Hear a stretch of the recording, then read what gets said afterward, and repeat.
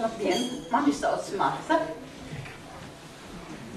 Esmu laikam visvecākā šeit, tā izskatās. Kāpēc es braucu uz šejieni?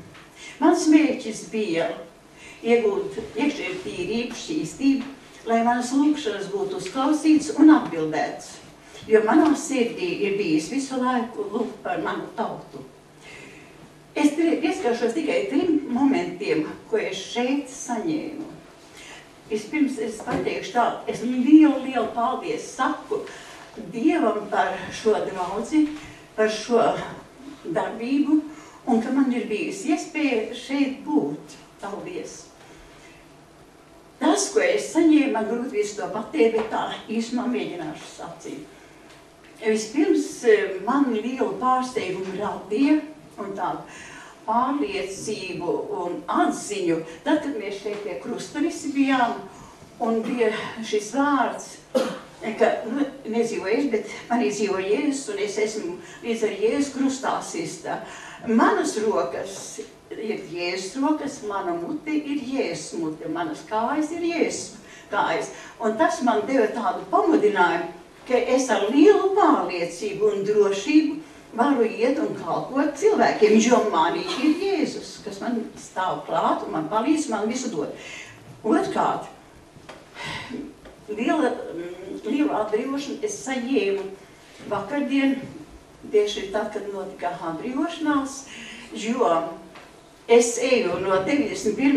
gada draudzē jaunā paudze, kura ir faktiski krievu tautības. Un līdz ar to jūs jau paši zinat, ka latviešu tautai ir naids un nepiedošana krievu tautības cilvēkiem. Un es saņēmu atstumtību gan sabiedrībā, jo es skaitījos sektanti, gan arī no radiem. Man bija pat tāds laika posms, ka es negribēju iet dienas laikā uz ielas un no sabiedrības vairījos. Un vakardien, kā lūdzu mācītāja kundze par mani, pēkšņi man svētais gars uzrādīja šo faktu. Un es saņēmu pilnīgu brīvību. Paldies, ko Dievs darīja pie manis. Trešā lieta, ko es saņēmu, tā bija šodien vissvarīgākā tēma, tā kā mācītājs teica, par vīziju un arī par mērķiem. Ziniet, manā sirdī bijis visu laiku latviešu tauta. Es esmu uz ceļiem kritus un lūgusi, pelnāpis klievusi par manu tautu. Jo mēs zinām, ka mūsu tauta ir liela nepiedošana pret tiem, kas mūs ir savā laikā veicinājuši un apspieduši. Un ja mana tauta nepiedos, nezemosies Dieva priekšā, tad Dievs arī šo zemi nevar ciedināt. Un mans lielais lūgums par manu zemi.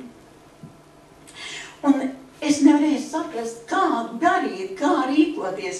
Un tad, kad mācītājs iedeva šīs zīmītes, ziniet, man pilnīgi kā atklāsme nāca. Tas ir ceļš, kā iet pie tautas.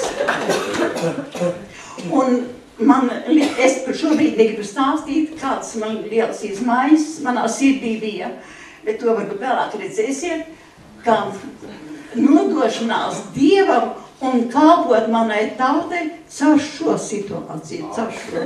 Un es teikšu, mīļi, paldies mācītājiem un visiem kalpotājiem. Man bija liels prieks būt jūsu vidū, lai Dievs jūs svētī.